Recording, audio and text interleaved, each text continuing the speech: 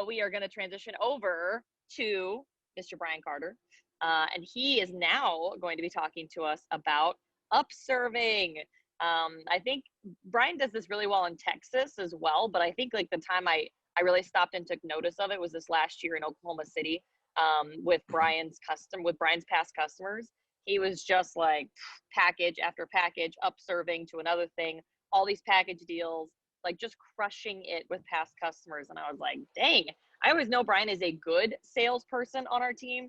But that was one of those times when I was like, man, Brian is just like crushing it and just leading the team right now in terms of sales. So that was awesome to see. And I know a lot of it was just through the consistent upserving process. So Brian's going to walk us through upserving. I love it. I love it. I love getting a chance to be sandwiched between Curtis and Josh. That is a brutal place in the agenda. But I am up for the task, or at least I think I am. So let me do this. Let's get that pin for the recording. Okay, perfect. Well, guys, for my part, I'm going to get a chance to cover a topic that we all know is super important. We know our 4 fundamental pillars within the event space, and that's new customers, upgrades, objections, and upserving or upselling. I will never not call it upselling, by the way. I apologize for that, but I'm just going to go ahead and preface that. And I think we all understand the importance of all those areas, but upselling is the one area that I honestly think a lot of our best people kind of unintentionally neglect. Now, don't get me wrong, not that you're not doing it, but I think a lot of us treat it as this very binary thing. We treat it as the thing we either do or we don't do, rather than a thing that we do versus a thing that we do really well, or that we're continuing to develop that skill set. A couple years ago, we really got right on objections, okay? And I think that's something we should never stop working on. But we had this sort of come to Jesus moment as a team where we're, every year we were working on improving our upgrade scripts and staying current on new customers. But we're like, man, I think for objections, I think we all have answers that we say, but we're not as confident and proficient as we could be. So we really started drilling that. Our objections masterclass videos are like our most watched videos that we put out through the team. And I think that was such a key thing. And honestly, I think in a lot of ways, I think upserving is kind of like do that moment in the sun. And that's an area that truly I've kind of had to build a lot of my business around because, in a lot of ways, I lack some of the skill and technique that some of y'all have had. So I've had to make up for it with just connections and the ability to help customers really visualize how, adding these extra things to their collection could be a really exciting thing. This last week was a pretty good week for me sales-wise. It was my biggest week of the year so far. I sold 5K over 2 days at Canton, and that was on 5 orders. I had a $1,000 phone order that I worked up, and I had a $8,000 business gift order. And so, for me, anytime I'm over 14 grand for the week, I'm not Curtis. I'm not dropping 10K weeks. I haven't been in the field in a hot minute. That was a really big week for me. That's for sure. And out of those, though, if you strip them down to just the initial yes, if I had not been on my game when it came to really upserving, I would not have had that week. Like at Canton, it was taking a trimmer all the way to a showstopper, from the, we had dropped down to the trimmer for the record. Like that's on the actual yes, here's what I will get. It was taking a replacement table knife up to 5 table knives. It was taking a yes on the galley up to an ultimate. Okay, so we went from a SIG, dropped down to a galley and took it back up to an ultimate set. It was taking 4 table knives that I did a buy 3, get 1 free and upping that with 3 extra hearty slicers, 3 cheese knives, and nothing for free on that. It was taking a $215 CPO piece order and getting a $900 builder upgrade. And it was taking that business gift order, which originally was a $2,700 order, got it up to 6, and then when all was said and done, got it up to like $8,400. And so I think this is an area where there's so much meat left on this bone, and it's something that we just want to make sure we continually are working on. This is a topic that I try to go over with our newer reps. Now, obviously, they don't know how to do anything yet, but I literally show them in training. I show them this image right here. Okay. And it's just something I use and trying to explain the gap, that the gap is not going from getting the gap is not going from buying small stuff to buying big stuff. Okay. Like I think you guys know that just intrinsically. Like the purchasing decision is where you're actually having to animate people and motivate them and drive them. So really the gap from, getting nothing to getting 1 knife is so much bigger than the gap from getting 1 knife to getting a lot of knives that, for me, I think I had this sort of level of excitement and energy once I get to that point of yes. Probably because I'm naturally a little bit of an anxious person. I get that. So I'm so excited that I get that yes, that it creates a sort of, reciprocity, I guess. Like I get excited, they get excited, and we kind of use that as a jumping off point. So that being said, how do we actually use this time to try and, if not teach you something, reinforce a subject that I know y'all have a lot of proficiency in, and you do this really consistently. For me, I wanted to take this kind of a different direction. I'm not going to try and reteach you like the steps to upserving, because Josh nailed that for us, 6 years ago, 7 years ago.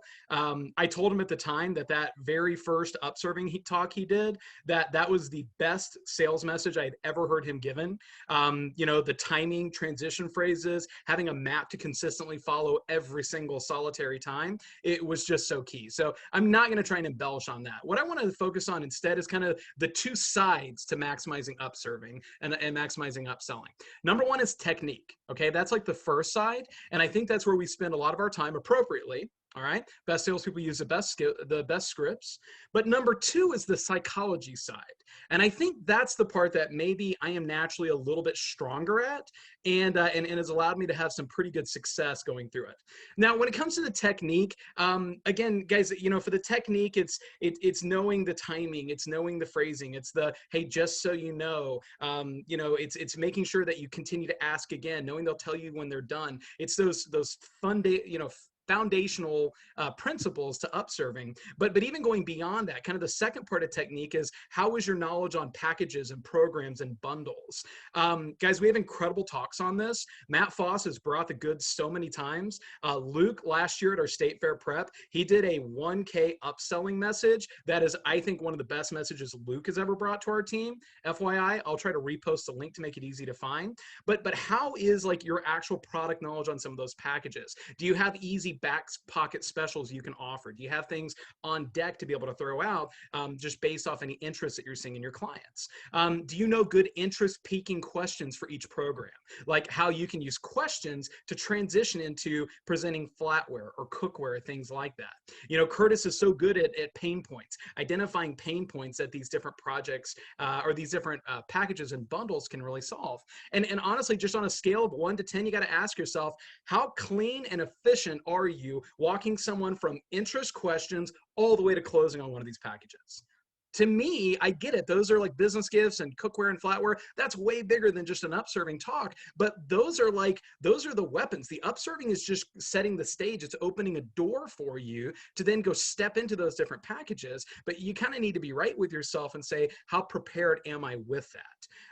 Guys, for me, the hit list for my technique side, it's the fundamental steps, timing, just so you know, they'll tell you when they're done. It's the interest piquing questions. It's program and package knowledge with your common pain points and those back pocket specials. I think those are the real keys to technique. By the way, underrated technique tip, always try to upsell upgrades into new sets. So underrated, so sneaky. I see Calvin do that all the time. I've seen Josh do that. I see Luke do that. When you're doing an upgrade, I've seen Seth do that a million times. If you're at a $1,700 upgrade and you don't at least pitch a whole new ultimate set at a discount, you're crazy, because there's a lot of customers who will say yes to that. I think that's a sneaky underrated tip.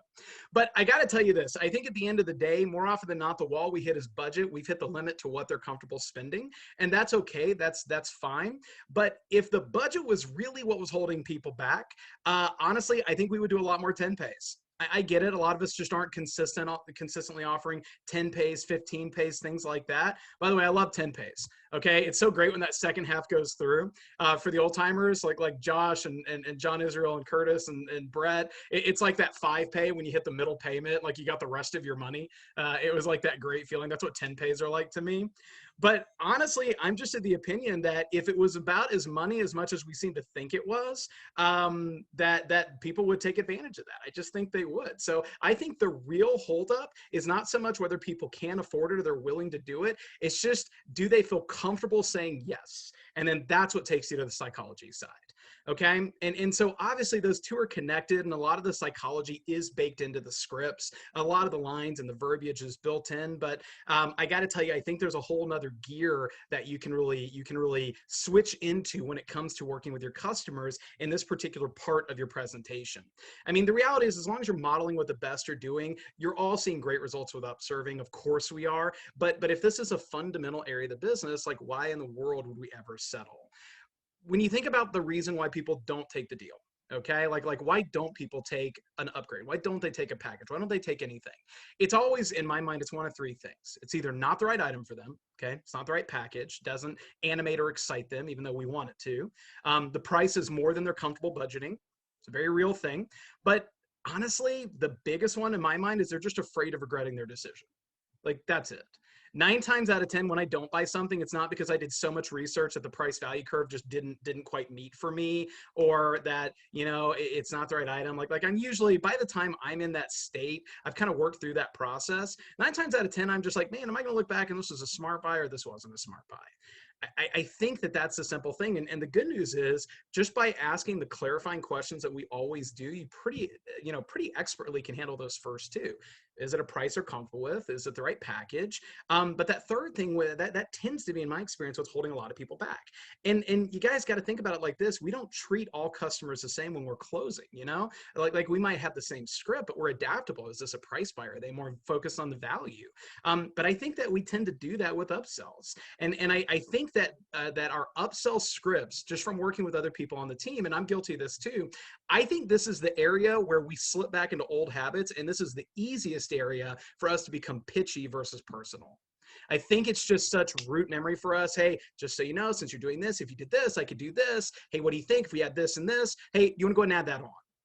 And it's effective. It's not that there's not a place for that. You want to be quick and efficient and have your script, but that's not the way most of us are actually approaching our close. You are literally just counting on the positive feeling of that purchase and the momentum you've created to get you all the way there. And it just doesn't always work. It just doesn't always work.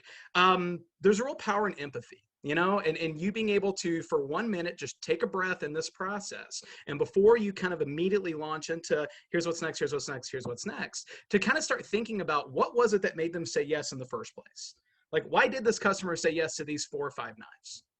What was it? Like that phone order I had, it was $1,000 phone order, and it started out with a buy 3 get 1 free on table knives. Okay, and it's this nice old lady named Billy. Billy's a cool lady. All right. And so for her, I tried to close the deal, but it just wasn't happening. And so, I pretty quickly figured out it was the discount. All right. It was the buy 3 get 1 free. Like we presented a few different things, offered a peeler, we tried to just say, hey, it's the catalog price, but you get me. I tried to build value in my services. I kind of went everywhere. And the where I got her to yes was by saying that. But then I asked, I said, what is this for, Billy? You mentioned you have Cutco. This is extra for your collection. And she's like, no, it's a gift for my daughter, whatever it was. Okay, well, that's an obvious opening there. Who else do you shop for? Who else do you need to buy for? But once I knew that the motivating thing for her was like that feeling she would get from other people, I just started going into it. Tell me who in your life is hard to buy for, and like creating that buying atmosphere, that positive emotional experience with her before we even got to it. She mentioned that one of her grandsons loves to barbecue, and so I immediately went into the Hardy slicer. I was like, boy, this is such a great knife, and I said, you're gonna use it for this and this and this, and then I just go, hey, as usual, Grandma's got to be there to solve the problems for him, right? So you'd have to be the one to hook him up with this. He's probably not smart enough to find it on his own. And I made a friend for life when I said that. Okay, like it was the funniest reaction ever when I just beat her to the punch where I was like, as usual, Grandma's got to solve that problem for him. And she just starts dying laughing. And she goes, yeah, he's so stupid. He would never get that on his own. I was like, I know, right? That's why he needs Grandma. And she just starts laughing. And she's like, well, what about my daughter-in-law? She's kind of finicky. And I was like, what finicky people like? And she's like, what? I'm like, whatever your favorite knife is. Which one do you use in your set the most? And she starts laughing. But it created from this space of just rapport. And this woman was working me down over this. And like her saving $40 was the difference maker on her buying $160. But we added on $800 to this with 0 for free, 0 discounts, just by kind of working through that process with her, by not just going, hey, just so you know, since you did this, if you did this, I could do this. The more you buy, the more you save. These are good transition lines, but those are just meant to crack the door open. Like then you actually need to do the work to connect with people and sell them things, not just like toss things at them. Susan, when I was working with her, that was my business gift client. Last year they spent $12 per gift, and they literally did, it was $12 per gift, and they did them for 40 people. Okay. And so when we're going through it, that's like her budgeting idea. And so it was a real stretch to try and get up to like a pizza cutter. and it was going to be for 25 people. But just by going through that, I started just going through and saying, like, what do you want to get out of this, Susan? Like, what does this mean to you, to be able to do this? I bet, and I said, honestly, I bet you didn't go out there and figure out $11, $12 items. This wasn't on your desk last year. And she goes, yeah. She goes, I just want something that's classier. Right? She's like, I've worked here for 20 years. I want something that makes more of a statement. And I was like, hey, can I show you the statements that some of my other clients have made? And but taking that minute to just pause and just using third-party stories and getting a chance to show her, like literally, I sent her images of a bunch of my other clients. And again, some of this is just social proof. This divvies into the technique stuff, but rather than just sort of, there's blood in the water, let's wrap this thing up, giving it a minute to breathe, working with this lady. By the way, I made a proof for her, like a Cutco style proof she could take to the owner of the company, and we got him to buy 120 knives, and it was an $8,300 or $8,400 CPO. But again, it was just connecting back to, like, what is her why? What was the motivating factor behind her doing anything? Because there's something motivating everyone to do anything they buy with us, even if it's just because it's fun. Great. If the only reason they're buying is because it's fun, you need to make the upsells really freaking fun. Creating energy, guys, getting their attention, their permission, their engagement, trying to find out what they would be willing to do today. By the way, if the biggest thing I will take away from 2020 from being on Zoom 9 hours a day is my resting bitch face. Okay, I know what I look like all the time. And so, like, I'm trying to be much more cognizant of smiling with my eyes, especially when I have a mask on. I'm around kids all the time. If I'm not really signaling how I'm feeling, they can't read my facial expressions. Guys, guess what? Our customers aren't that much more adept than my 8-year-old. So, like, smiling with your eyes, bringing energy to your voice, creating energy all throughout it.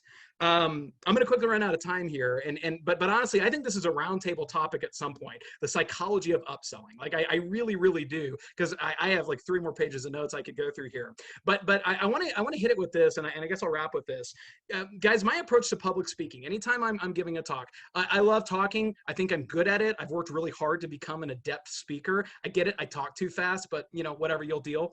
All right. But my approach to speaking, there's 3 steps that I always go through. Okay. And I think that there's a model here you could almost utilize when it comes to your upserving as well, and your approaches with your clients. First off is just acknowledging the group. Okay. And that's just letting them know that you understand where they're coming from. Hey, and sometimes it's understanding the arc of where that customer is, guys. There's an arc to a customer working their way up to purchasing. All right. Like, it's climbing up a hill, and then they got to the crest, and then they made the decision to, okay, I'm going to do it. I'm going to buy that homemaker set. Well, in their mind, they're almost on the other side. Okay. So, like, they're in that, like, point of relief. And so, don't get me wrong, like, you're so high up that mountain that we all know there's such an opportunity there to continue building off this and serving your client at a higher level. But at the same time, if you misplay that, if you just come in like a battering ram, because you're just doing the same damn thing every time with every person, you're really missing out on that opportunity. So just acknowledging where they're at. Hey, Miss Jones, I am so excited. Like it's almost like going into the reassurance close after the fact. Like, if you were to take Curtis's reassurance close notes, it's like going after the fact. Michelle's, I'm so excited. This year has been so crazy that what a great time to buy American. I'm so excited that you got American-made products in your kitchen now, and you're with your family, and what a time to be focused on health. And I'm so fired up that you checked those boxes here today. You're gonna love your Cutco every time you see it. This is gonna be such a cool thing for you. And honestly, even if not, it's gonna be the most convenient damn thing ever. And you'll laugh when you throw it in the dishwasher and be like, haha, not my problem. Okay, and it's just like, but I was just laughing. It's like Josh says, like putting air back in the balloon. Okay, so the first step though is acknowledging the group. The second thing is earning the right. And what I mean by that, from a speaker standpoint, it's about like reestablishing credibility. But I think earning the right is like, hey, in their mind they're done. So why are you not done? That's where the technique stuff really does matter. That's where the technique stuff fits in so perfectly. Hey, just so hey, I want to be your Cutco guy for life. And so I would feel terrible if I didn't at least let you know your options. Hey, can I show you this super crazy promotion they have? It's for customers like you that got their set. Man, it is bonkers. If you want to look at your cookware, and even if now's not the right time, hey, I'm your Cutco guy for life. At least we'll add it to the wish list. Can I take one quick second just to show you this? Because I think you would be, from what you've told me, I think you'd be really excited about it. Okay, like it's that's where all of a sudden you can get in there. Like earning the right is like it's the promotion, it's the relationship with them. But the last thing, guys, is speak to their silent voice. What are they feeling? Okay, like what is the culture of the booth and the energy they're in? Culture is what they see, what they hear, and what they feel. Are they getting energy from you? Are they hearing confidence and reassurance? Are they getting that belief? Because those are the things that again create a buying atmosphere instead of a selling atmosphere. Guys, one last just I guess bonus tip I'll say this is make sure that you're not confusing or overwhelming your customers by covering the wrong package at the wrong time. There's a way to introduce every single package that we offer, but I definitely have seen times where people, they lose the 5-piece upgrade to like a full upgrade because they're pushing too hard on just everything.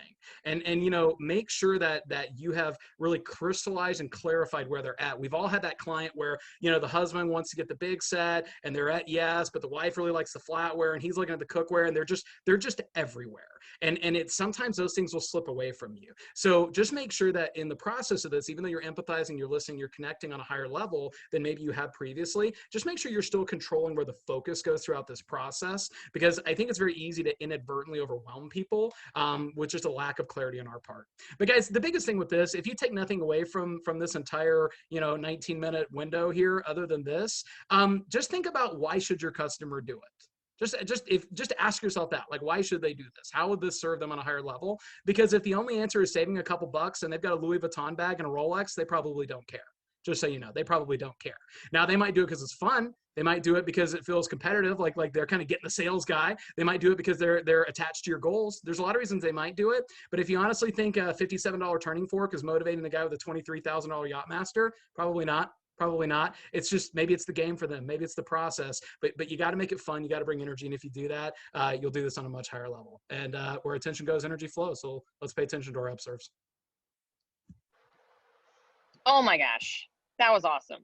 I knew it was going to be good, but as you were talking, Brian, I'm like, damn, these are such good reminders. These are things that, like, we have heard sometimes before, not all of that, but some of those things, it's like we've heard before, but man, we're not doing it, or man, we're not doing it consistently, or man, we're not doing it well. That was a great reminder on so many levels, and so many things I heard that I'm like, actually, I haven't thought about it that way before. I love the psychology of the upsell. It's not just the technique, it's the why. And especially empathizing with your customers of, like, what is their experience of this, and why should they actually, it's like, we want them to buy. We're like, oh, you should buy now because I want you to. Oh, because you're going to save more money and I want the order now versus later. You might not get it later, but it's like, what is it actually doing for them from their perspective? So that is super smart. Did we give Brian a round of applause already? I don't know if we did. If we didn't, we need to do it again. So.